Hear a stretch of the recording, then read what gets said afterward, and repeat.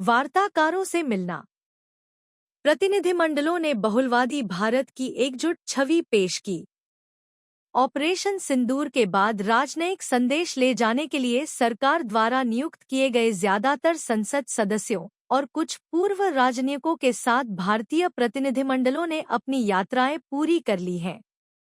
59 सदस्यों ने पहलगाम आतंकी हमले और पाकिस्तान से इसके संबंधों पर महसूस किए गए आक्रोश, पाकिस्तान के आतंकवादी ढांचे पर भारतीय हमलों की संयमित और सटीक प्रकृति और आतंकवादी हमलों के लिए सरकार द्वारा अपनाए गए नए सामान्य पर देश की स्थिति बताने के लिए 32 देशों का दौरा किया।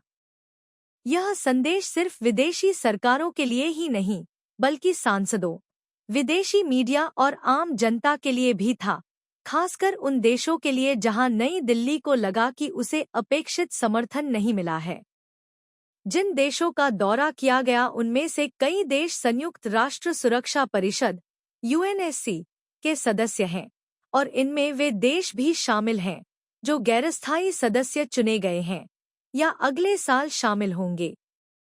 यह इसलिए महत्वपूर्ण है क्योंकि भारत को उस समय कूटनीतिक झटका लगा जब 2025 से 26 के लिए यूएनएससी का निर्वाचित सदस्य पाकिस्तान यूएनएससी के बयान में संशोधन करने में सक्षम हो गया ताकि पहलगाम हमले की जिम्मेदारी लेने वाले द रेसिस्टेंस फ्रंट (TRF) का संदर्भ छोड़ दिया जा सके। पाकिस्तान को तालिबान प्रतिबंध समिति का अध्यक्ष और संयुक्त राष्ट्र आतंकवाद निरोधक समिति का उपाध्यक्ष चुना जाना भारत के लिए संयुक्त राष्ट्र के पदनामों और वित्तीय कार्रवाई कार्य बल के माध्यम से हमले के लिए जिम्मेदार आतंकवादियों को जवाबदेह ठहराने के कार्य को और अधिक कठिन बना देगा। ध्यान का एक अन्य क्षेत्र इस्लामिक सहयोग संगठन की सदस्यता थी जो भारत के लिए विशेष रूप से आलोचनात्मक रहा है।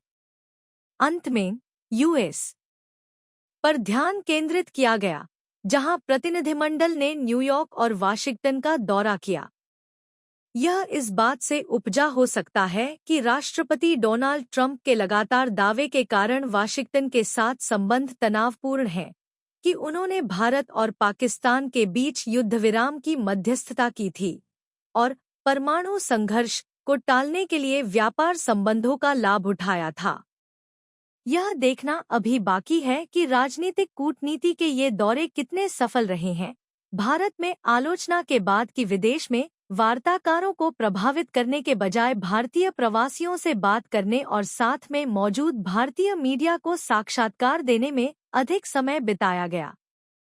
प्रतिनिधिमंडलों को भारतीय कथन का मुकाबला करने के लिए पाकिस्तान की नकल करने वाली चाल का भी सामना करना पड़ा। हालांकि कई भारतीय राज्यों, धर्मों और राजनीतिक दलों के प्रतिनिधियों से मिलकर बने प्रतिनिधिमंडलों का व्यापक संदेश बहुत शक्तिशाली है। राष्ट्रीय सुरक्षा के मुद्दे पर भारतीय एकता और आम सहमति।